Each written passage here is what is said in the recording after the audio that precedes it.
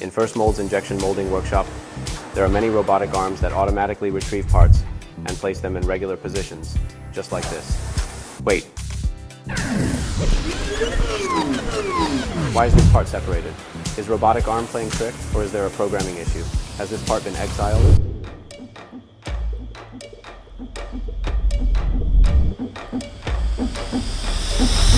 Hello everyone, I'm Kyle, Engineering Director at First Mold. Today I want to share something unusual. One of our robotic arms in our workshop seems a bit strange. Typically, our robotic arms are programmed by engineers to follow fixed routes, assisting in taking and placing parts accurately. They have always been reliable assistants. However, after each batch was taken out, this robotic arm consistently separated one part from the others.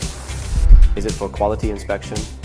Upon closer inspection, it turns out that the exiled parts always come from the same position on the robotic arm, which means they are from the same mold cavity.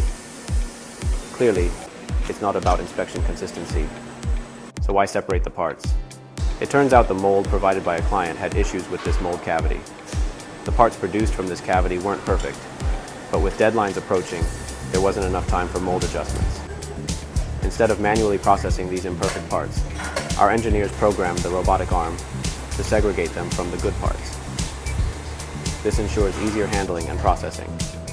The flexible automation of robotic arms not only maximizes labor savings, but also maintains production capacity. What a practical and fascinating technique. That's all of the episode's content.